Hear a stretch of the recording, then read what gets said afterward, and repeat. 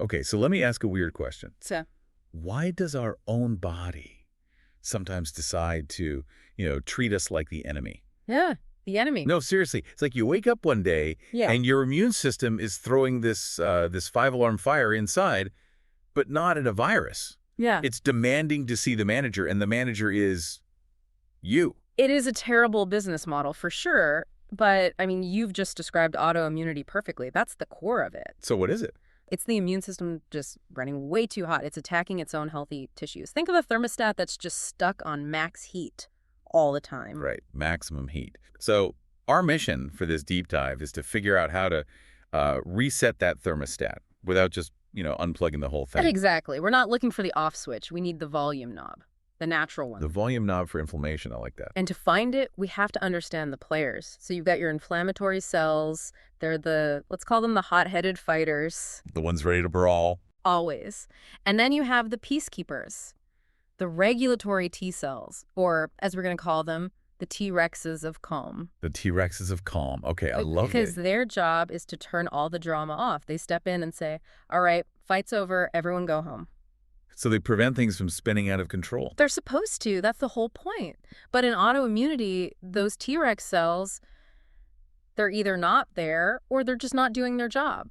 And the fight just keeps going. Okay, so if we need to get our T-rexes back on the job, where do we even start? Well, we have to start with the most famous but also the most misunderstood player in this whole game. Don't say it. Vitamin D. Of course. But, Yeah. forget what you think you know, right? This isn't just about your bones. Not even close. This is an immune system command key. But the real problem, the fundamental issue, it usually starts in the gut. The gut. Always the gut. Always. Inflammation down there, even if you don't really feel it, it acts like a roadblock. And what's it blocking? It's blocking the vitamin D. Turns out vitamin D3 just can't work properly when there's a lot of inflammation. Wait, hold on. That's almost hilariously cruel. My body is inflamed, and the inflammation is sabotaging the very thing I need to turn the inflammation off. It's a profound catch-22, a vicious cycle. And vitamin D is so crucial. It influences over 2,500 genes. It's involved in, every single part of the immune system. Wow. So if our T-rexes of calm don't get enough usable vitamin D, they can't grow. They can't function. They become useless. Okay, but here's the big surprise, right? Because what if you just got your blood tested and your vitamin D came back looking fine, like right in the middle of the range? This is the critical piece. This is where everything goes wrong for so many people. You might have something called vitamin D resistance. Resistance? Yeah. So think of it like this. Testing vitamin D in your blood, that's just the inactive version. It's like checking if the mail truck showed up on your street. Okay, truck is here. Got it. But that doesn't tell you if the package actually got delivered inside your house. The resistance happens at the cell level. The receptor, the cell's front door, is basically locked. So the mail truck is circling the block, but my cells have bolted the door shut. Precisely. Usually because of that chronic inflammation we mentioned, it changes the lock, so the package never gets delivered. So I could be taking vitamin D, my blood work looks normal, and I'm thinking I'm doing everything right. But my cells are actually starving, and my T-rexes are starving with them.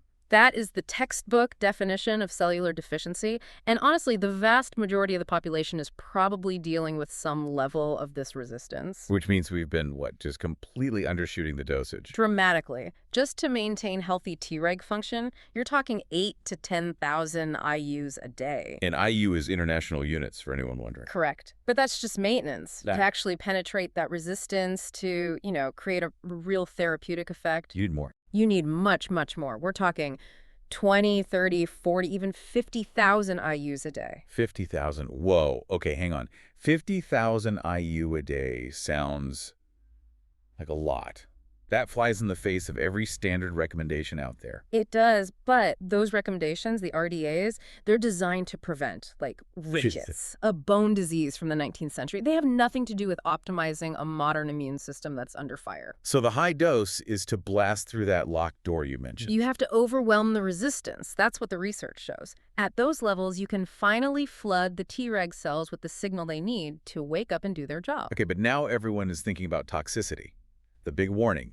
Don't take too much vitamin D. Right. The toxicity myth. Let's just put that to bed. It is so incredibly rare. You'd need to be taking hundreds of thousands of IUs. Every day? Every single day for months on end, at 10 or even 50,000 IUs. We are not even in the same zip code as the ballpark for toxicity.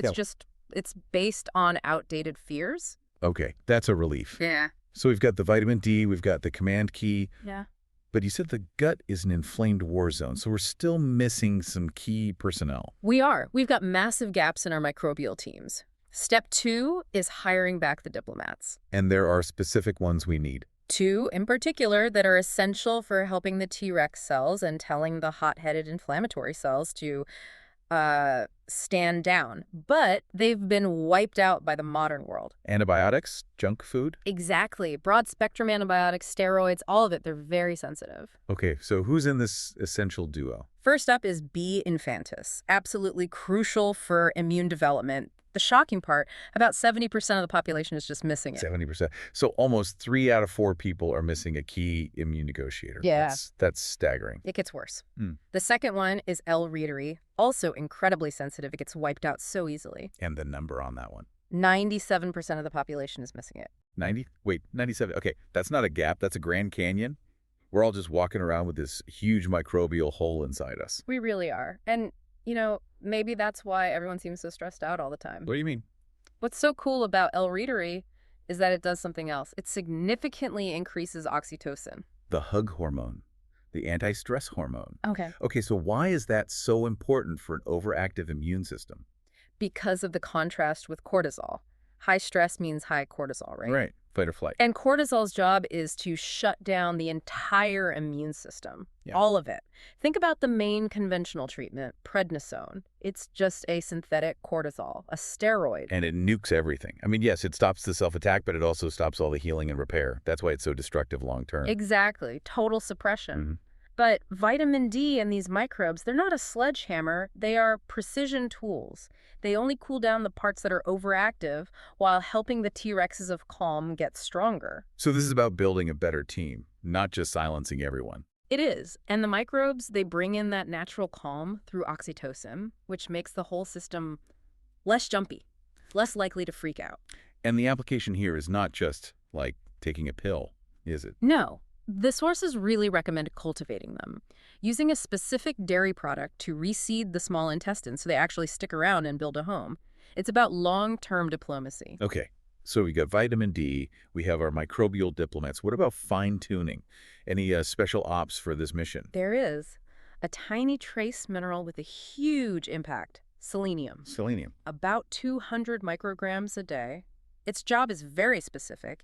It helps lower the 2 main inflammatory cells that are running rampant in autoimmune conditions. It helps turn down the heat they're generating. So it's like a precision cooling system. Exactly. And it does something else, too. It helps turn down the autoantibodies. The actual things doing the self-attack. The very same. The cells that are mistakenly targeting your thyroid or your joints, selenium acts like a dimmer switch on that specific misguided attack. It's incredibly important. That is some serious fine-tuning. Okay, so now for the grand finale. Let's say we've done all this, but the engine is still running a bit hot. What's the full system reboot? The deep clean. Periodic prolonged fasting. I knew there was going to be a sacrifice. How? How prolonged? 3 days at a time. Water only. Oof. Okay, why 3 days? Because something amazing happens. You don't just lower inflammation, you trigger something called autophagy, the body's self-cleaning process, and you massively increase the growth of new T-reg cells. So you're not just calming the old system, you're building a new one. You're hitting the reset button so hard you create new parts. You trigger the creation of new immune stem cells. You are literally rebuilding your immune system from scratch with brand new, better behaved white blood cells. Wow. It's the most powerful way to shift that very hot system back to its optimal temperature. It can lead to deep remission because you're fundamentally changing the components. Okay, so let's wrap this up then. To cool down this inner inferno, it's not one thing. It's 3 big shifts. Right. First, you have to address that vitamin D resistance with high therapeutic doses. Then you have to reestablish those missing microbial peacekeepers, the ones making that calming oxytocin. And finally, you use precision tools, selenium and periodic fasting, to do the final cool down and system reboot. So maybe the answer isn't fighting harder, it's just finding better ways to bribe our T-rexes of calm with a little sunshine and some good bacteria. A well-bribed T-rex is a peaceful T-rex. So true. Which leaves one question, really. If your internal thermostat is running too hot, what's one small change, a trace mineral, a tiny microbe, or even just a day of quiet that you could introduce today to finally let your immune system take a chill pill?